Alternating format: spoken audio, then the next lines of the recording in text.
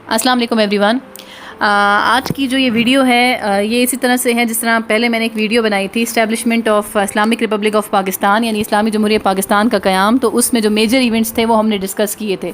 तो वो वीडियो मैंने बेसिकली स्टार्ट की थी फ्रॉम 1857 वॉर ऑफ इंडिपेंडेंस, और वो खिलाफत मूवमेंट तक बनाई थी। और मैंने कहा था कि इसके स्टार्ट के जो कुछ टॉपिक्स हैं, जैसे कि अब आइडियोलॉजी है, what is ideology, what is two nation theory और evolution of two nation theory etcetera etcetera, arrival of Muslims in Indian subcontinent, arrival of Britishers in Indian subcontinent. तो ये topics skip हो गए थे, रह गए थे।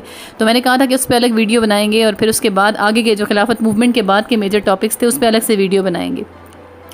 तो अगर आप कोई भी किसी भी क्लास में, चाहे वो क्लास 9th है, 10th है या सेकेंड ईयर है या इवन क्लास 8th भी है, तो उसमें भी जब आगे वाले चैप्टर पढ़ते हैं जिसमें पाकिस्तान की फॉर्मेशन से रिलेटेड बात होती है, तो उन सब चैप्टर्स का स्टार्ट ही होता है बेसिक आइडियोलॉजी के या नज़रिए के टॉपिक से।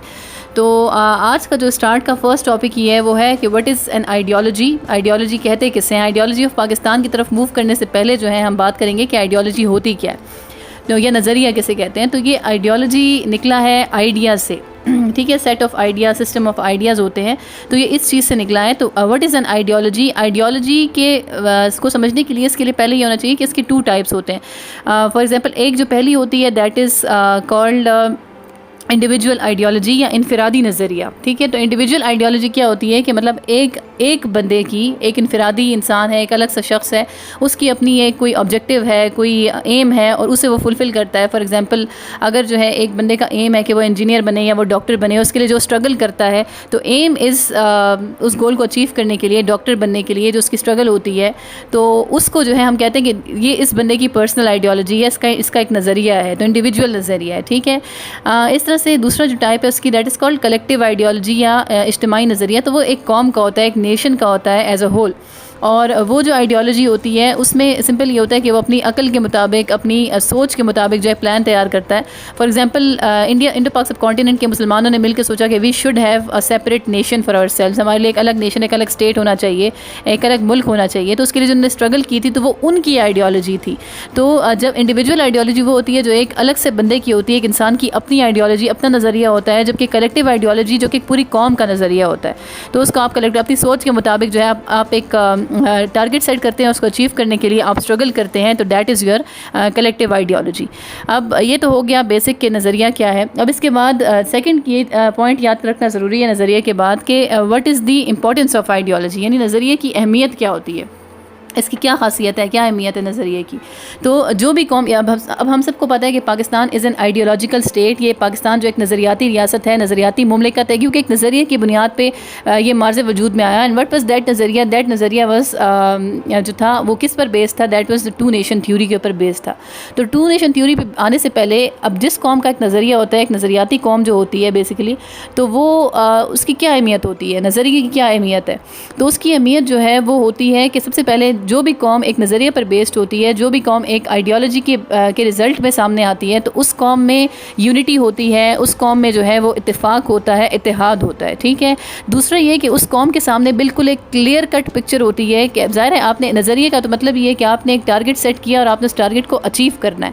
So what is that target? तो वो टारगेट उन्होंने अपने लिए सेट किया होता है कि हमने इस टारगेट को अचीव करना है। तो एक प्रॉपर नज़्बुल, फॉर एग्जाम्पल पाकिस्तान हमने किस लिए बनाया था कि हम अपना रिलीजन फ्रीली प्रैक्टिस कर सकें, हम लोग आज़ादी के साथ, फ्रीडम के साथ अपनी ज़िंदगी गुजार सकें।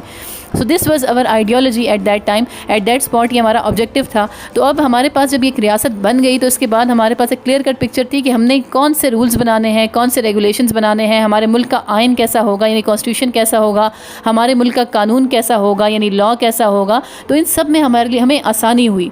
तो एक जो आइडियोलॉजिकल नेशन होता है, एक जो नज़रियाती कौम होती है जो किसी नज़रिए की बुनियाद पे सामने आती है, उसमें यूनिटी होती है, उसका जो है सामने उसके पास एक क्लियर कट फ्रेमवर्क होता है, क्लियर पिक्चर होती है, उसके पास उसे पता होता है कि कैसे रूल्स रेगुलेशंस हमने बनाने हैं, उसे पता होता है कि कैसा कानून होगा हमारे मुल्क में, कैसा लॉ होगा, उसका जो कल्चर है वो एक सेपरेट कल्चर होता है। एक अलग आइडेंटिटी होती है, उस कौम की एक अलग सी हिस्टोरिकल इंपॉर्टेंस होती है। तो ये सारी चीज़ें जो हैं, ये इंपॉर्टेंस है एक नज़रिए की, एक नज़रियाती कौम की, कि अगर एक कौम नज़रिए पे बेस्ड है, अगर वो एक आइडियोलॉजी पे बेस्ड है, तो उसके पास फिर उसकी अहमियत क्या है, वाई आइडियोलॉजी इज़ इंपॉर्टेंट। तो उसमें आप यूनिटी का फैक्टर मेंशन कर लेंगे, इस तरह से कॉन्स्टिट्यूशन का फैक्टर मेंशन कर लेंगे, ये सारे फैक्टर्स उसके अंदर आ जाएंगे। अब इसके बाद जो नेक्स्ट है, so we will move towards two nation theory, जिसके ऊपर पाकिस्तान की आइडियोलॉजी बेस्ड है। So let's move towards it कि what is two nation theory, इस पर बात करते हैं। अच्छा जी, तो हमारा जो ये दो कौमी नज़रिया है, ये जो टू नेशन थ्योरी है, so it was the base for the ideology of Pakistan. इसने एक बेस का काम किया था, and it was presented by, as we all know कि who is the presenter of two nation theory, दो कौमी नज़रिया किसने प्रेजेंट किया। सो एवरीवन नोज़ के it is presented by sir Syed Ahmad Khan. अब सर सैयद अहमद ख़ान ने दो कौमी नज़रिया क्यों पेश किया था? पहले तो ये चीज़ याद रखें कि सर सैयद अहमद ख़ान एक ऐसी पर्सनैलिटी हैं जिनका जो मोटिव था, जिनकी जो आइडियोलॉजी थी, इट वाज जिनका जो थिंकिंग थी, जो माइंडसेट था, वो ये था कि हिंदूज़ एंड मुस्लिम्स जो हैं ये एक ही कौम है, और ये क्योंकि हज़ारों साल से इकट्ठे रह रहे हैं तो ये एक ही साथ रहें। ठीक है, ये उनको एक कौम, एक नेशन तस्वर करते थे। लेकिन उसके बाद बीच में कुछ ऐसे स्टेप्स हुए, for example war of independence का होना 1857 में, फिर उसके बाद 1867 में उर्दू हिंदी कंट्रोवर्सी का सामने आना। सो ये दो इवेंट्स ऐसे थे जिसने सर सैयद अहमद ख़ान के जो माइंडसेट था उसको चेंज किया। अब जिस वक्त वॉर ऑफ इंडिपेंडेंस हुई तो वी ऑल नो कि सारा मलबा जो है मुसलमानों पर गिर गया, कि मुसलमानों ने सब कुछ किया है, हिंदूज़ ने कुछ भी नहीं किया। फर्दर मोर फिर 1867 में जिस वक्त उर्दू हिंदी कंट्रोवर्सी हुई, एंड दैट जो वो लड़ाई थी वो इस चीज़ की थी कि which should be the national language of India, India की ज़ुबान कौन सी होगी, ऑफिशियल लैंग्वेज कौन सी होनी चाहिए, बेसिकली सरकारी ज़ुबान कौन सी होनी चाहिए। तो उसमें हिंदूज़ कहते थे कि आप उर्दू को रिप्लेस करके हिंदी को रखें, ये इसमें हम पहले बात कर भी चुके हैं। तो Hindi should be the official language of India. तो इस चीज़ को हमने काउंटर करने के लिए उसके बाद सर सैयद अहमद ख़ान ने कहा था कि नहीं, जो पहले कहता था कि there is one nation living in the Indian subcontinent, तो ये एक नेशन नहीं है, there are two separate nations living in the Indian subcontinent, जिनका मज़हब अलग है, जिनकी लैंग्वेज अलग है, जिनकी आइडेंटिटी अलग है, जिसकी हिस्टोरिकल इंपॉर्टेंस अलग है, जिसका कल्चर अलग है। We are totally different from each other, क्योंकि अगर ये लोग एक लैंग्वेज के ऊपर, हिंदू और मुसलमान एक लैंग्वेज, एक ज़ुबान के ऊपर ये इकट्ठे नहीं हो सकते, सो ये किस तरह से फिर आगे जाके एक साथ रहेंगे। तो यहाँ पे एक नहीं दो नेशंस आबाद हैं। तो ये तो हो गई two nation theory which was presented by sir Syed Ahmad Khan. इसके बाद के व्हाट आर दी बेसिक और major elements of two nation theory, कि मतलब दो नेशन, जो हमारे पास दो कौमी नज़रिया था, उसके बेसिक एलिमेंट्स क्या थे, उसके जो अज्जाए तरकीबी हैं वो क्या थे। तो उसमें जो सबसे पहले एक बेस मतलब एक बेसिक और मेन रोल प्ले किया है, it was played by religion, Islam. ठीक है, क्योंकि इंडो पाक सब कॉन्टिनेंट के अंदर मुसलमानों के पास वो नहीं था फ्रीडम, रिलीजियस फ्रीडम बेसिकली हमारे पास नहीं था कि हम फ्रीली अपने रिलीजन को प्रीच कर सकें या फ्रीली मज़हब को फॉलो कर सकें। फिर उसके बाद जो नेक्स्ट था दैट वाज डेमोक्रेसी। डेमोक्रेसी का मतलब सिंपली ये होता है कि गवर्नमेंट ऑफ द पीपल। ठीक है, और यहाँ पे इंडिया के अंदर आज़ादी नहीं थी, अंग्रेज़ों की हुकूमत थी। उसके बाद अगर ये मेजॉरिटीज़ अथॉरिटी वाला कॉन्सेप्ट भी अगर देखा जाए, वेस्टर्न डेमोक्रेसी अगर इंट्रोड्यूस भी करवाया जाता, सो ये वेस्टर्न डेमोक्रेसी में ज़ाहिर है हिंदूज़ वर इन मेजॉरिटी, तो ये ज़्यादा ये पावर में होते, मुस्लिम्स फिर जो है वो पावर में ना होते, वो इन्फीरियर रहते। सो एक तो रिलीजन ने बहुत इंपॉर्टेंट रोल प्ले किया है टू नेशन थ्योरी में। दूसरा जो है the major role was played by democracy. Then there was no social justice and there was no equality. ठीक है, यहाँ पे हमारे पास जो है वो इंसाफ नहीं था माशरे में, इक्वालिटी नहीं थी। इंसाफ यही होता है ना कि law is equal for everyone is equal in the eyes of law, लेकिन ये चीज़ नहीं थी इंडिया के अंदर, इंडो पाक सब कॉन्टिनेंट के अंदर, when Muslims and Hindus were living together. And further वो इक्वालिटी तो सवाल ही पैदा नहीं होता कि हर चीज़ में आप एक ऐसी कम्युनिटी को ज़ाहिर बेनिफिट देते हैं, तो फैक्चुअल बात है, ऐसी कम्युनिटी को फ़ायदा मिलता है जिसकी तादाद ज़्यादा होती है, जो कि मेजॉरिटी में होती है। तो दिस थिंग, इस चीज़ से फ़ायदा उठा रहे थे हिंदूज़ भी, because they were in majority. And the last one which became a basic one was the basic reason जो टू नेशन थ्योरी को प्रेजेंट करने के पीछे या उसको जो है वो आगे ले जाने के पीछे एक बेसिक रीज़न बना। That reason was basic human rights. Basic human rights यही हो जाते हैं कि आपके पास राइट टू लिव हो, राइट टू प्रॉपर्टी हो, एजुकेशन हो, एक्सेट्रा एक्सेट्रा। ये हर इंसान का हक होता है। तो ये हुकूक जो है ये नहीं थे मुसलमानों के पास इंडिया के अंदर। So that's why they decided कि we should have a separate nation, we should have a separate, sorry not nation, state for ourselves. हमारे पास एक अलग मुल्क होना चाहिए, हमारी क्योंकि एक अलग आइडेंटिटी है, हम अलग हैं, हिंदुओं से हम डिफरेंट हैं, हैं, हम अलग हैं, इस वजह से एक कौम की डेफिनेशन के ऊपर, एक नेशन की डेफिनेशन के ऊपर हम पूरा उतरते हैं। तो हमारे पास एक अलग कौम, हमारे पास जो है एक अलग स्टेट होना चाहिए। तो that's why this two nation theory was presented and it played a role in the formation of Pakistan. फिर उसने आइडियोलॉजी ऑफ पाकिस्तान की बुनियाद रखी। अब उसके बाद किस तरीके से इसने बुनियाद रखी, हाउ दिस थ्योरी इवॉल्व, उस पर आने से पहले हम पहले डिस्कशन करेंगे कि how Muslims arrived in Indian सब कॉन्टिनेंट, मुसलमान आए कैसे इंडियन सब कॉन्टिनेंट के अंदर, एंड देन फिर किस तरीके से अंग्रेज़ आए थे। तो चलें उस तरफ मूव करते हैं। अच्छा, तो नेक्स्ट जो टॉपिक हमने डिस्कस करना है that is arrival of Muslims in Indian सब कॉन्टिनेंट के, मतलब मुसलमान जो है वो इंडियन सब कॉन्टिनेंट में कब आए, कब से वो आना शुरू हुए। तो ये तो ऑलमोस्ट हम सबको ही पता है कि 712 में जो मोहम्मद बिन कासिम थे वो आए इंडिया में, इंडियन पाक सब कॉन्टिनेंट में, और उन्होंने सिंध फतह किया वहाँ पे 17 साल की उम्र में।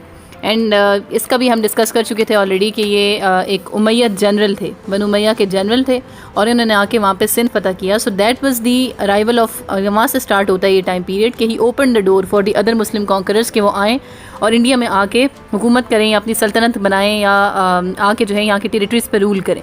तो यहाँ से जो है पहले मुसलमान, ही was the first Muslim who arrived in Indo Pak सब कॉन्टिनेंट, और सिंध में आके उन्होंने इंडो पाक सब कॉन्टिनेंट में आके और सिंध उन्होंने फतह किया। That was in 712। उसके बाद जो नेक्स्ट टाइम पीरियड है दैट वाज दी प्रॉपर, मतलब जो मुस्लिम्स की हुकूमत बनाना, वो तो खैर उसका वो तो गौरी डायनेस्टी को जाता है बेसिकली, शहाबुद्दीन गौरी को। लेकिन महमूद गजनवी भी इंडिया में आए थे 1005 में, और महमूद गजनवी के इंडिया में आने के साथ यहाँ पर जो है गजनवी डायनेस्टी की बुनियाद रखी गई, और उनके इंडिया में 17 हमले, 17 टाइम्स उन्होंने अटैक्स किए हैं। तो वो 17 हमले भी उनके बहुत ज़्यादा फेमस हैं, और इसमें एक अलग से मैंने वीडियो भी बनाई हुई है, अगर आप देखना चाहें तो वो भी आप देख सकते हैं, लिंक मैं डिस्क्रिप्शन में इसका डाल दूँगी कि उन्होंने किस तरह से कौन कौन सी जगहों पर 17 अटैक्स किए थे, 17 हमले उन्होंने किए थे इंडिया में, और आके उन्होंने इस तरीके से जो गजनवी डायनेस्टी थी उसकी बुनियाद रखी थी, वहाँ पर बेस रखी थी। अब उनके बाद जो है वो शहाबुद्दीन गौरी हैं। शहाबुद्दीन गौरी आए 1192 में, battle of terrain, second battle of terrain के बाद जो है और उन्होंने प्रॉपर एक गौरी डायनेस्टी की बुनियाद रखी, which was another Muslim government, and Shahabuddin Ghori replace the government of और the dynasty of Mahmud Ghaznavi. तो गजनवी सल्तनत को गौरी डायनेस्टी ने जो है ये रिप्लेस किया था। और फिर 1192 से लेकर 1206 तक ये सिचुएशन चलती रही, गौरी डायनेस्टी चलती रही। उसके बाद गौरी डायनेस्टी के बाद जो नेक्स्ट आते हैं दे आर दिल्ली सल्तनत या सलातीन दिल्ली। तो फिर सलातीन दिल्ली में 5 हुकूमतें आती हैं। कुतुबुद्दीन ऐबक की स्लेव डायनेस्टी आती है, जिसे हम जो है वो ख़ानदान गुलामा भी कहते हैं या ममलूक डायनेस्टी भी कहते हैं। फिर इसके बाद जो है वो खिलजी डायनेस्टी आई, फिर उसके बाद सईद डायनेस्टी है, फिर उसके बाद तुगलक डायनेस्टी है। फिर तुगलक डायनेस्टी के बाद जो लास्ट डायनेस्टी थी दिल्ली सल्तनत की, यानी इसमें टोटल 5 डायनेस्टी थी। Time period was from 1206 till 1526। तो ये तकरीबन 250-300 साल का अरसा बनता है। इसमें पहली जो डायनेस्टी थी, जैसे दोबारा मैं रिपीट कर दूँ कि first one was the Mamluk dynasty और स्लेव डायनेस्टी, या उसे हम ख़ानदान गुलामा भी कहते हैं, विच वाज फॉर्म्ड बाय अ गुलाम और स्लेव, कुतुबुद्दीन ऐबक ने बनाई थी। और स्लेव डायनेस्टी के बाद second one was Khilji dynasty, और उनके बहुत फेमस रूलर भी हैं अलाउद्दीन खिलजी। फिर उसके बाद जो नेक्स्ट डायनेस्टी थी दैट वाज सईद डायनेस्टी। फिर उसके बाद जो another one was Tughlaq dynasty, and the last dynasty of Delhi सल्तनत या सलातीन दिल्ली वाज लोदी डायनेस्टी। ठीक है, इब्राहिम लोदी का नाम भी हम सब ने सुना हुआ है, we all know about him. तो इब्राहिम लोदी जो थे, he was the last sultan of that Delhi सल्तनत, और लोदी डायनेस्टी के भी वो आखिरी सुल्तान थे। And then he was defeated by Babur, और बाबर आए थे, और बाबर ने आकर फिर किस एम्पायर की बुनियाद रखी, that was the famous Mughal empire या मुग़लिया सल्तनत की। और वो 1526 से 1857 तक उनका रूल जो है वो चलता रहा। It continued till 1857, till war of independence, तब तक जो है मुग़ल एम्पायर कंटिन्यूड रही। सो ये तो हो गई वो बात कि कौन कौन सी डायनेस्टीज़ ने आके और किन किन हुक्मरानों ने आके और किन किन कॉन्करर्स ने आके इंडिया पे हुकूमत की है। लेकिन इसमें इस्लाम अगर फैलाने की बात है कि इस्लाम कैसे इंडिया में स्प्रेड हुआ था, तो ये असल में प्रॉपर तरीके से इस्लाम की इशाअत शुरू हुई थी with the arrival of Mahmud Ghaznavi. और इट वाज, याद रखना कि it is not started by Mahmud Ghaznavi, उन्होंने नहीं की, लेकिन उनके ज़माने में जो है वो बहुत सारे बड़े बड़े उलमा हैं, बड़े बड़े औलिया हैं, वो तशरीफ़ लेकर आए थे इंडो पाक सब कॉन्टिनेंट में। जैसे कि 1005 में इस्माइल बुखारी जो है वो लाहौर आए और उन्होंने जो है इस्लाम की तबलीग की, जिसके बाद बहुत सारे लोगों ने इस्लाम कबूल किया। उन्हीं के टाइम पीरियड में ही जो एक और थे दाता गंज बख्श, ठीक है, वो भी आए थे उसी दौर में जिस वक्त महमूद गजनवी की हुकूमत थी। उन्हीं के ज़माने में वो भी आए और उन्होंने भी लाखों लोगों को इस्लाम की तरफ वो लेकर आए। उन्होंने इस्लाम की तबलीग की, तरवीज की, उसके बाद लाखों लोग जो है वो मुसलमान हुए। फिर सलातीन दिल्ली के दौर में भी बहुत सारे जो है वो उलमा इंडिया आए थे, इंडो पाक सब कॉन्टिनेंट में, जिस तरह से अब उनमें है ख्वाजा मुईनुद्दीन चिश्ती अजमेरी, ये भी पंजाब से गुजर के ये अजमेर तक आए थे और यहाँ पे इन्होंने अजमेर में रहकर जो है वो इस्लाम की तबलीग की, जिसमें बहुत सारे लोग जो हैं वो फिर इस्लाम की तरफ आए, मुसलमान हुए। फिर उसके बाद जो है हज़रत फरीदुद्दीन शकरगंज, ठीक है, ये भी पाकपतन में इन्होंने तबलीग की। Pakpattan is also part of Indian सब कॉन्टिनेंट एट दैट टाइम, आज पाकिस्तान में है ये।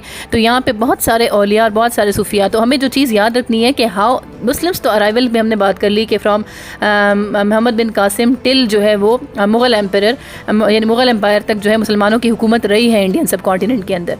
तो ये तो सबको पता है, लेकिन असल में इस्लाम फैलाने के पीछे ये कॉन्करर्स नहीं थे, ठीक है, not Mohammad bin Qasim, not Mahmud Ghaznavi. Their purpose was not to spread Islam in Indian subcontinent. का इनका पर्पस ये था कि they want to gain power, they want to take the treasures of Indian subcontinent, या वहाँ पे जो नेचुरल रिसोर्सेज, जो ट्रेजर्स थी, जो ख़जाने थे, ये उनके पीछे आए थे, ये उन ज़मीनों के पीछे आए थे जो वहाँ पे थी, जो ख़जाने इंडिया में थे। लेकिन इस्लाम फैलाने का, इंडियन सब कॉन्टिनेंट में इस्लाम फैलाने का जो असल क्रेडिट है वो इन्हीं उलमा को, इन्हीं औलिया को जाता है।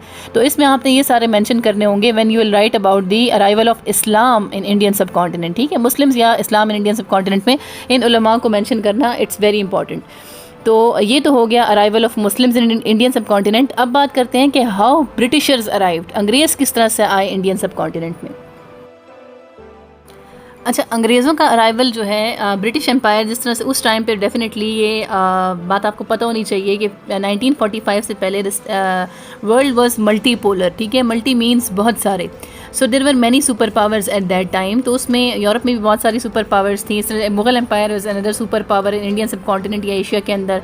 इस तरीके से जो है वो किंग डायनेस्टी थी। इसके अलावा जो है वो ऑटोमन एम्पायर थी यहाँ पे। तो खैर इस रीजन की मैं बात कर रही हूँ। यूरोप में फिर इसके अलावा बहुत सारी सुपर पावर्स वर देयर, मतलब not one but there were many super powers. तो उनमें एक सुपर पावर जो है there was British empire as well, बहुत फेमस सुपर पावर थी। तो ब्रिटिशर्स का असल में इंडिया आने के पीछे जो है व्हाट वाज द टारगेट, कि वो चाहते थे कि वो आके यहाँ पे ट्रेड करें, बिकॉज इंडियन सब कॉन्टिनेंट जो बहुत ह्यूज है, अभी भी दुनिया की सेकंड लार्जेस्ट मार्केट है इंडिया। और उस टाइम पे तो मिलकर इंडिया, पाकिस्तान, बांग्लादेश, ये सब इकट्ठे हुआ करते थे इंडियन सब कॉन्टिनेंट। तो ये बहुत ज़्यादा फेमस भी था ट्रेड के लिहाज से। तो ये आए थे वहाँ पे कि हम ट्रेड करेंगे, और ट्रेड पर्पसेस के लिए आए थे। इंडियन ओशन का इस्तेमाल कर सकते हैं, अरेबियन पेनिनसुला का इस्तेमाल कर सकते हैं, एक्सेट्रा एक्सेट्रा। इसके लिए ये इंडियन सब कॉन्टिनेंट में आए थे। लेकिन जब ये यहाँ पे आए तो उन्होंने देखा कि ये सिर्फ ट्रेड के लिहाज से इस्तेमाल नहीं हो सकता, बल्कि ये और भी बहुत सारे बेनिफिट्स दे सकता है अंग्रेज़ों को। और फर्दर मोर उनको इस चीज़ से बेनिफिट मिला कि जो मुग़ल एम्पायर उस टाइम पे हुकूमत कर रही थी, बिकॉज दे अराइव्ड इन 1600, और 1600s में इनका अराइवल हुआ। 1600s में ही आकर इन्होंने वहाँ पे फिर ईस्ट इंडिया कंपनी की बुनियाद रखी, जो कि इन्होंने कहा कि it is actually a trading company, it should be a trading company, यहाँ पे होनी चाहिए और ये बेनिफिट्स देगी। इस तरह से इन्होंने मुग़ल एम्पायर्स को जो है अपने हाथ के नीचे किया कि भाई आप हमें सपोर्ट करें और इस कंपनी को आप बनने दें, और ट्रेड पर्पस होगा और इससे इंडिया को भी फ़ायदा होगा, यानी आपको भी फ़ायदा है और हमारे एम्पायर को भी फ़ायदा है। तो ये कह के, और इनका असल में पर्पस जो था इट वाज कि वो अचानक से शिफ्ट हो गया। It was not just for trade. पहले तो आए तो ये ट्रेड के लिए थे, लेकिन ट्रेड से चेंज हो गया कि इन्होंने कहा why not to conquer India, मतलब इसको हम क्यों ना कॉन्कर कर लें, क्यों ना हम इस पूरी की पूरी टेरिटरी को कैप्चर कर लें। क्योंकि लोग people of India, whether they were Muslims और Hindus, they were not satisfied with the Mughal empire, ठीक है। मुग़ल एम्पायर की जो एडमिनिस्ट्रेशन थी उससे सेटिस्फाइड नहीं थे। और जो ब्रिटिशर्स हैं उनकी पॉलिसीज़ भी यही होती हैं सिमिलर के डिवाइड एंड रूल। तो यहाँ पर उन्होंने डिवाइड एंड रूल की पॉलिसी शुरू की, हिंदूज़ मुसलमानों को आपस में लड़वा के उनके दिलों में मज़ीद अपने एम्पायर्स के लिए, अपने जो रूलर्स हैं, जो लीडर्स हैं, उनके लिए नफरत पैदा करके और अपना फ़ायदा उन्होंने ढूंढा है। और अपना फ़ायदा किस सेंस में उन्होंने ढूंढा कि उन्होंने जो है आहिस्ता आहिस्ता करके टेरिटरीज़ को कैप्चर करने की प्लानिंग शुरू की, और ये उस प्लानिंग में वो कामयाब हुए व्हेन तो ये अपनी प्लानिंग में असल में कामयाब हुए हैं इन 1757, ठीक है। 1757 में एक बहुत फेमस वॉर हुई थी, that is called battle of Plassey या जंग प्लासी। और जंग प्लासी में इन्होंने जो नवाब ऑफ बंगाल था सिराजुद्दौला, उनको शिकस्त दी, और उनको शिकस्त देने के बाद बंगाल को कैप्चर करना, और फिर आहिस्ता आहिस्ता जो स्लोली एंड ग्रेजुअली इन्होंने बाकी इंडियन टेरिटरीज़ को भी कैप्चर करना शुरू किया। तो ये जब हम बात करते हैं कि मुग़ल रूल वाज मतलब कंटिन्यूड रहा टिल 1857, तो असल में जो है 1857 में तो मुग़ल एम्पायर ख़त्म हो गई थी आफ्टर वॉर ऑफ इंडिपेंडेंस। लेकिन असल में जो इनका रूल था, जो इनका इंडिया के ऊपर से होल्ड था, ये सारा का सारा ख़त्म हो गया इन 1757 एक्चुअल में। क्योंकि 1757 में जिस वक्त इन्होंने नवाब सिराजुद्दौला थे बंगाल के नवाब, उनको शिकस्त देने के बाद असल में अंग्रेज़ों ने यही किया कि बस आपने जो ये मुग़ल एम्पायर्स हैं इनको कह दिया कि आपने लाल किले से बाहर आना नहीं है और आपने वहीं पे रहना है, इंडिया में जो रूल्स रेगुलेशंस बनाए जाते थे, जो कानून बनाए जाते थे, ये सब बनाए जाते थे विद द हेल्प ऑफ ये किसकी विलिंगनेस से बनाए जाते थे? ये अंग्रेज़ों की विलिंगनेस से बनाए जाते थे। तो बस बराए नाम हुकूमत रह गई थी। मुगल्स की हुकूमत तो थी, मुगलिया दौर तो था, एम्पायर तो थी, एम्पायर्स भी थे, लेकिन वो सिर्फ बराए नाम थे, मतलब सिर्फ नाम के एम्पायर्स थे। बाकी जो है उनका कोई होल्ड कुछ भी नहीं था, एंड वो ऐशो इशरत में मसरूफ़ और उनको अपना सब कुछ पूरा मिल रहा था। तो असल में जो रूल कर रहे थे from 1757 till 1857 till the end of Mughal empire, तो ये जो टाइम पीरियड था ये भी अंग्रेज़ों का टाइम पीरियड था। इसमें भी इन्होंने हुकूमत की है, कवानीन इन्होंने बनाए, रूल्स रेगुलेशंस इन्होंने बनाए, सब कुछ इंप्लीमेंट करना, एडमिनिस्ट्रेशन, ये सब कुछ इनके कंट्रोल में थी। तो दैट्स हाउ एक्चुअली में ये आए किस लिए, arrival was purpose was trade, लेकिन यहाँ पे आके हमने इस वक्त देखा यहाँ पे इंडिया को, तो वो उनका पर्पस ट्रेड से सिर्फ शिफ्ट होके फिर कहा कि हम क्यों ना इसको अपनी एक कॉलोनी बना लें। तो कॉलोनी फिर उन्होंने इस तरीके से ही इसको बनाया कि आहिस्ता आहिस्ता स्लोली ग्रेजुअली इन्होंने सारी की सारी ज़मीनों को कैप्चर कर लिया, सब पे कब्ज़ा कर लिया। तो ये तो हो गया अंग्रेज़ों का टाइम पीरियड। और इसके बाद फिर डायरेक्टली हम लोग मूव करते हैं टिल 1857 की वॉर ऑफ इंडिपेंडेंस, और वो उसका भी मैं लिंक डाल दूँगी डिस्क्रिप्शन में, वो हम डिस्कस कर चुके हैं उसमें। अब नेक्स्ट जो एक इम्पॉर्टेंट चीज़ है, बल्कि एक नहीं, there are two important topics जो कि रहते हैं। उसमें एक टॉपिक है Aligarh movement and the other topic is evolution of two nation theory. तो evolution of two nation theory से पहले जो है इट्स बेटर कि हम लोग अलीगढ़ मूवमेंट को टच कर लें। तो अलीगढ़ मूवमेंट पहले करते हैं, देखते हैं कि वो क्या थी। अच्छा, अलीगढ़ मूवमेंट या तहरीक अलीगढ़ जो है, एज़ वी ऑल नो कि ये जो है एक एजुकेशनल मूवमेंट थी, and it was started by या founded by none other than sir Syed Ahmad Khan. अब सर सैयद अहमद ख़ान ने जो ये अलीगढ़ मूवमेंट शुरू की, इसके पीछे बेसिक पर्पस ये था कि 1857 की वॉर ऑफ इंडिपेंडेंस के बाद मुसलमानों की जो हालत थी वो बहुत ज़्यादा ख़राब थी, और ये मैंने कहा ना पहले भी हम डिस्कस कर चुके हैं पहले वाली वीडियो के अंदर। तो उनकी हालत जो है बहुत ज़्यादा ख़राब थी, और उसमें जो सबसे मेजर चीज़ ये थी कि मुसलमान अपने बच्चों को स्कूल्स नहीं भेज रहे थे, बिकॉज दे थॉट कि जो क्रिश्चियन मिशनरीज़ हैं और जो स्कूल्स में जो पढ़ाया जाता है, जो वेस्टर्न एजुकेशन है, ये हमारे बच्चों को इस्लाम से दूर कर देगी। तो इसके लिए जो है इसका बेड़ा किसने उठाया कि मुसलमानों को हम तालीम की तरफ, एजुकेशन की तरफ वापस लाएँ। तो उसके लिए जो है सर सैयद अहमद ख़ान ने ये मूवमेंट स्टार्ट की थी, विच इज़ कॉल्ड या which is known as Aligarh movement, तहरीक अलीगढ़। अब इसमें सर सैयद अहमद ख़ान ने सबसे पहले क्या किया कि उन्होंने 1859 में मुरादाबाद और गाज़ीपुर, ये छोटी छोटी जो हैं वो कस्बों के अंदर इन्होंने स्कूल्स खोले। इसके बाद उन्होंने जो है ये स्कूल्स खोलने के बाद, मतलब what was the purpose behind it, the purpose was कि मुसलमान अपने बच्चों को स्कूल्स भिजवाएं। कि उन्होंने ये कहा कि यहाँ पे उन्होंने पम्फलेट्स वगैरह इशू किए, एडवर्टीज़मेंट की, और इसमें ये लोगों की ये गलतफहमी दूर करने की कोशिश की कि ये जो वेस्टर्न एजुकेशन है ये बच्चों को नहीं दूर लेकर जाएगी इस्लाम से। जिस तरह से इस्लामी एजुकेशन इंपॉर्टेंट है, उस तरीके से साइंटिफिक एजुकेशन भी इंपॉर्टेंट है। Western education is also very important. अगर आपने उनके साथ मुकाबला करना है तो उनके लेवल पर आना पड़ेगा। इसके लिए उन्होंने छोटे छोटे स्कूल्स जो है मुरादाबाद, गाज़ीपुर में 1859 में पहले तो वो ओपन किए। उसके बाद उन्होंने 1863 में जो है एक गाज़ीपुर में ही एक साइंटिफिक सोसाइटी जो है उसका क़याम अमल में लेके आए वो।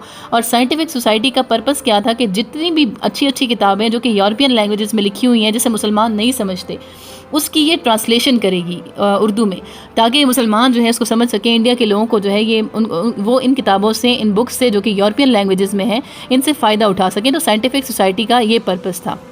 दैन 1869 में सर सैयद अहमद ख़ान जो अपने बेटे के साथ, सैयद महमूद उनके बेटे का नाम था, उनके साथ जो है वो इंग्लैंड गए। और इंग्लैंड जाके उन्होंने उनका इंग्लैंड जाने के पीछे भी पर्पस यही था कि वहाँ जाके जो एजुकेशनल इंस्टीट्यूट्स हैं उसका विज़िट किया जाए, देखा जाए कि क्यों, मतलब किस लेवल पे है उनकी एजुकेशन। और काफ़ी इंस्पायर हुए वो, काफ़ी इम्प्रेस हुए वो वहाँ पे एजुकेशन सिस्टम से इंग्लैंड के। वापस आकर उन्होंने यही कहा कि 1870 में वो वापस आए। वहाँ आके वापस आने के बाद उन्होंने अंजुमन तरक्की मुसलमानान हिंद, इसके नाम से जो है एक कमेटी उन्होंने बनाई। और उस कमेटी का टारगेट ये था कि वो बताएं कि क्यों जो है ये जो साइंटिफिक एजुकेशन है, जो मॉडर्न एजुकेशन है, इससे मुसलमान क्यों बेजार हैं, क्यों अपने बच्चों को नहीं भिजवाते, what is the reason behind it, क्यों नहीं भेज रहे हैं उसको। और उस कमेटी ने ही, मतलब वो कमेटी फिर हमें बताए, सजेशंस दे कि किस तरीके से मुसलमानों की इस बेजारी को ख़त्म किया जा सके, इस मसले को ख़त्म किया जा सके। इसके लिए इस कमेटी ने जो है ये कहा कि अलीगढ़ में एक कॉलेज होना चाहिए, और जिस तरह से स्कूल्स बनाए गए हैं उस तरह से कॉलेज होना चाहिए। और कॉलेज जो है वो मुसलमानों का हो, मुसलमान वज़ायरस को ओन करेंगे, तो फिर जो मुसलमान और हैं वो अपने बच्चों को भिजवाएंगे भी। एक मुसलमान ओनर होगा उस कॉलेज का, तो मुसलमान अपने बच्चों को इस कॉलेज में एजुकेशन के लिए भिजवाएंगे। इसके लिए सर सैयद अहमद ख़ान ने कॉलेज बनाने के लिए चंदा वगैरह इकट्ठा किया। एंड 1875 के अंदर जाकर फाइनली कॉलेज की तरफ फर्स्ट स्टेप था कि हमने अलीगढ़ में एक स्कूल ओपन किया। और स्कूल का नाम जो था इट वाज MAO स्कूल, ठीक है, मोहम्मदन एंग्लो ओरिएंटल स्कूल।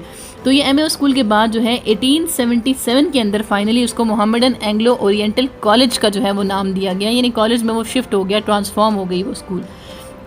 और वो जो है उसके जो वाइस राय थे at that time, viceroy was Lord Lytton and he was also given the vice chancellor भी उनको बनाया गया था कॉलेज का।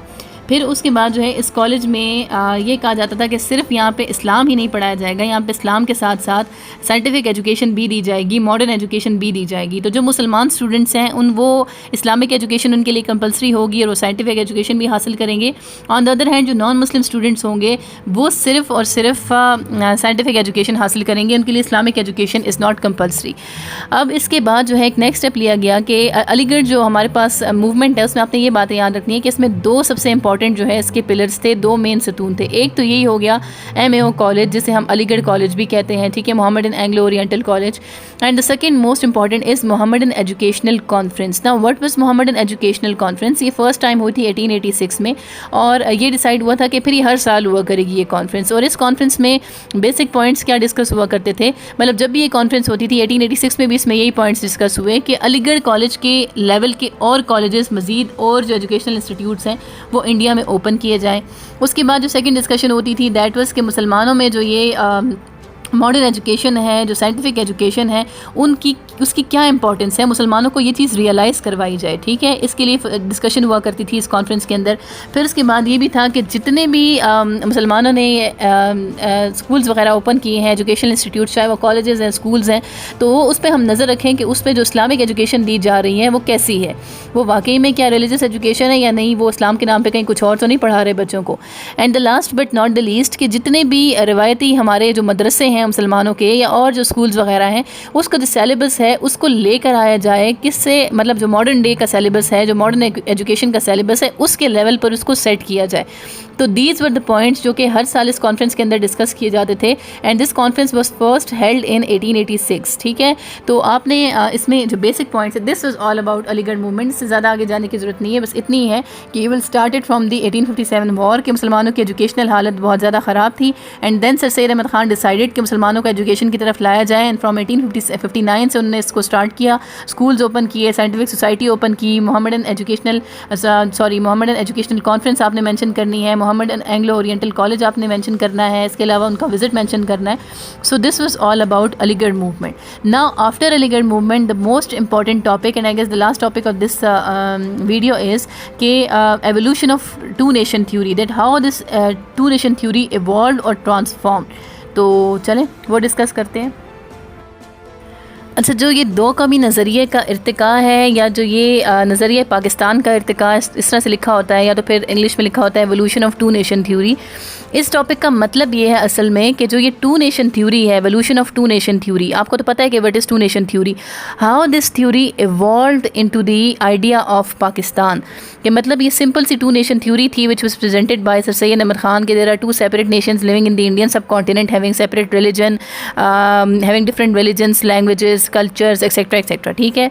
तो ये हिंदू और मुसलमान दो मुख्तलिफ कौमें हैं, this is called two nation theory. So how this simple two nation theory evolved and transformed into the idea of Pakistan, मतलब ऐसे क्या स्टेप्स हुए थे, ऐसे कौन से इवेंट्स हुए थे जिसके बाद जो है ये थ्योरी ट्रांसफॉर्म होकर चेंज होकर पाकिस्तान का आइडिया आया मुसलमानों को, we should have separate state.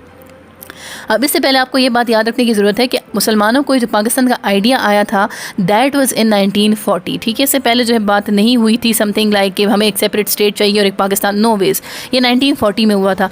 अब 1940 में सबसे पहले तो हमने बात करनी है, आप लोगों ने स्टार्ट इसको कहाँ से लेना है, स्टार्ट लेना है कि Muslims were ruling the Indian सब कॉन्टिनेंट, वो मैं डिस्कस कर चुकी हूँ, ठीक है। ये मुसलमानों की हुकूमत थी इंडियन सब कॉन्टिनेंट में। उसके बाद जो है वो मुसलमानों की हुकूमत के बाद मुगल्स के दौर में जो है, मुगल टाइम पीरियड के अंदर जो है वो अंग्रेज़ आ गए और अंग्रेज़ों ने जो है Aahista Aahista slowly and gradually divide and rule की पॉलिसी को अडॉप्ट करके और पूरे के पूरे इंडियन सब कॉन्टिनेंट पे कब्जा कर लिया, से कैप्चर कर लिया। अब इसके बाद हमने बताना है कि उसके बाद जो है मुसलमान और हिंदुओं ने मिलकर इनके खिलाफ 1857 में वॉर ऑफ इंडिपेंडेंस लड़ी, जो कि ये हार गए। फिर आपने मेंशन करना होगा कि 1867 के अंदर जो है वो उर्दू हिंदी कंट्रोवर्सी हुई और उसके बाद sir Syed Ahmad Khan for the first time presented this two nation theory कि there should be Muslims and Hindus are two separate nations. अब ये टू नेशन थ्योरी प्रेजेंट करने के बाद नेक्स्ट जो आपने इवेंट मेंशन करना होगा दैट वाज इन 1885 में जो है वो ऑल इंडियन नेशनल कांग्रेस जो है वो बनाई गई थी, और बनाई गई थी इस वजह से ह्यूम ने वो बनाई और कहा गया कि this is the political party for all the communities in the Indian सब कॉन्टिनेंट, चाहे वो मुसलमान हैं, हिंदू हैं, सिख हैं, जो भी हैं, उन सब के लिए ये पॉलिटिकल पार्टी बनाई गई है। फिर उसके बाद जो है लेकिन हमने आहिस्ता आहिस्ता देखा कि ये जो पार्टी है सिर्फ हिंदुओं के फेवर के लिए काम कर रही थी, हिंदुओं को फेवर देती थी। फिर आपने मेंशन करनी होगी 1905 की पार्टीशन ऑफ बंगाल, कि बंगाल जो है वो सेपरेट हुआ, अलग हुआ, उसको अलग किया गया, ठीक है। और फिर उसके बाद अलग करने के बाद किस तरह से इस पर एहतजाज हुआ कि क्यों आपने बंगाल के प्रोविंस को स्प्लिट किया है, डिवाइड किया है, इस पर कांग्रेस ने एहतजाज किया। तो इसके रिजल्ट में मुसलमानों ने फिर अपने लिए 1906 में एक पोलिटिकल पार्टी बनाई, that is known as all Indian Muslim League. फिर मुस्लिम लीग की फॉर्मेशन के बाद आपने मेंशन करना होगा कि 1911 में कांग्रेस के प्रोटेस्ट की वजह से जो पार्टीशन ऑफ बंगाल थी दैट वाज एनल्ड, वो ख़त्म हो गई। इससे मुसलमानों को फिर मज़ीद गुस्सा आया। फिर आपने मेंशन करना है 1919 में खिलाफत मूवमेंट शुरू हुई। उसमें पहले तो मुसलमान और हिंदू साथ थे, लेकिन बाद में हिंदूज़ अलग हो गए कि वो मज़ीद मुसलमानों का साथ नहीं दे सकते। फिर आप मेंशन करेंगे कि 1928 में there comes the Nehru report, ठीक है। नेहरू रिपोर्ट आई थी, Nehru has presented a report, और उसमें जो है वो मुसलमानों के अगेंस्ट पॉइंट्स मेंशन किए गए थे कि इंडिया का आइन कैसा होना चाहिए, दिस वाज द टारगेट, और इस कमेटी को ये दिया गया था। और नेहरू ने जो है उसमें, मोतीलाल नेहरू ने जो रिपोर्ट इशू की थी उसमें every point was against Muslims. फिर उसके बाद जो है आफ्टर नेहरू रिपोर्ट आपने मेंशन करना होगा 14 पॉइंट्स ऑफ कायद आज़म, कि कायद आज़म ने उसके रिजल्ट में जो है अपने 14 नुकात दिए थे। फिर 1930 में इलाहाबाद में जो है अल्लामा इकबाल का आपने एड्रेस मेंशन करना है कि अल्लामा इकबाल ने खिताब किया था। फिर 1933 में जो है नाउ और नेवर पम्फलेट के बारे में आपने लिखना है कि नाउ और नेवर पम्फलेट के अंदर for the first time ever Pakistan का नाम इस्तेमाल हुआ कि अगर इंडो पाक सब कॉन्टिनेंट आगे जाकर डिवाइड हुए, मुसलमानों के लिए कोई मुल्क बना, तो उस मुल्क का नाम जो है वो पाकिस्तान होगा। फिर उसके बाद 1935 का में गवर्नमेंट ऑफ इंडिया एक्ट आया, और उस गवर्नमेंट ऑफ इंडिया एक्ट के मुताबिक इंडिया में सूबाई इंतखाबात हुए 1937 में। प्रोविंशियल इलेक्शंस हुए, 11 प्रोविंसेस में इलेक्शंस हुए, 11 में से 8 में कांग्रेस जीत गई, और उसके अलावा जो है वो बाकी के सिर्फ एक प्रोविंस के अंदर मुस्लिम लीग जीती थी। सो फिर ज़ाहिर कांग्रेस मिनिस्ट्रीज़ का रूल आया, 8 सूबों में उन्होंने हुकूमतें बनाई, and that time period was known as a dark period in the history of Indo Pak सब कॉन्टिनेंट फॉर द मुस्लिम्स, ठीक है। मुसलमानों पर बड़े जुल्म और सितम हुए उन 2 साल जो कांग्रेस मिनिस्ट्रीज़ के 2 साल थे उसके दौरान। And finally when Congress ministries ने जब इस्तीफ़ा दिया, उन्होंने रिज़ाइन किया, एंड देन 1940 में जो है वो ऑल इंडियन मुस्लिम लीग का एक एनुअल सेशन था, और उस एनुअल सेशन के अंदर लाहौर रेजोल्यूशन जो है वो पास की गई। उसमें यह कहा गया, उसका स्टेटमेंट जो ऑलरेडी मैंशनड है कि मुसलमानों के लिए तब तक इंडिया में आप एक आइन को, एक रूल्स रेगुलेशंस को तब तक इम्प्लीमेंट नहीं कर सकते जब तक आप जो है इंडिया के अंदर एक मतलब उनकी बाउंड्रीज़ को ऐसे डिवाइड ना कर लें कि एक तरफ मुस्लिम मेजॉरिटी प्रोविंसेस हो जाए और एक तरफ हिंदू मेजॉरिटी प्रोविंसेस हो जाए। तो इस वजह से बेसिकली यही बात की गई कि मुसलमानों मतलब ये आप इस तरह से इसको डिवाइड कर दें इंडो पाक सब कॉन्टिनेंट को कि एक तरफ मुस्लिम मेजॉरिटी प्रोविंसेस आ जाएं, एक तरफ हिंदू मेजॉरिटी प्रोविंसेस आ जाएं। मुस्लिम मेजॉरिटी प्रोविंसेस के अंदर मुस्लिम्स का रूल हो, उनके अपना आइन हो, हिंदू मेजॉरिटी के अंदर हिंदुओं का अपना आइन हो। तो जिस वक्त ये बात की गई तो इसमें फिर कांग्रेस का ये simple, this was the Lahore statement for the of the Lahore resolution. फिर इसको कांग्रेस ने और जो इंडियन मीडिया था उन्होंने इस तरह से इंटरप्रेट किया कि एक्चुअली में this was not Lahore resolution, ये पाकिस्तान रेजोल्यूशन है कि आप एक ही स्टेट के अंदर, इंडो पाक सब कॉन्टिनेंट के अंदर 2 अलग रियासतें बनाने की बात करें, एक मुसलमानों की होगी और एक हिंदुओं की होगी। तो ये तो कहीं पे भी नहीं होता। तो indirectly they are demanding Pakistan, ये तो पाकिस्तान की डिमांड कर रहे हैं। तो इस तरीके से मुसलमानों को आइडिया आया कि हम लोग जो बार बार बोल रहे थे तो एक्चुअली में we should have a separate state for our self. और फिर मुसलमानों ने इस लाहौर रेजोल्यूशन के बाद से डिमांड करना शुरू की कि हमें एक अलग मुल्क चाहिए, हमें एक अलग सेपरेट स्टेट चाहिए, ठीक है। सो ये फिर इस तरीके से एक सिंपल सी जो 2 नेशन थ्योरी थी that was transform to the idea of Pakistan. तो आज की आई थिंक इस वीडियो में इतना ही। इसमें हमने अच्छे खासे टॉपिक्स डिस्कस कर लिए हैं, कवर कर लिए हैं, और नेक्स्ट वीडियो के अंदर फिर हम लोग कंटिन्यू करेंगे टिल खिलाफत मूवमेंट, और फिर उसमें हम एंड तक जाएंगे इंशाल्लाह 1947 तक, ठीक है। नेक्स्ट वीडियो में उस पर बात करेंगे, लेकिन होपफुली आपको हेल्प करेगा आपके एग्ज़ाम्स में भी, और आपको एक आइडिया हो चुका हो, क्लियर कट पिक्चर आ चुकी होगी आपके सामने। तो आज के लिए इतना ही। तो don't forget to like, subscribe and share my channel, और होपफुली आपको हेल्प करेगा आगे, ठीक है। मिलते हैं आपसे इंशाल्लाह अगली वीडियो में, तब तक के लिए अल्लाह हाफिज़।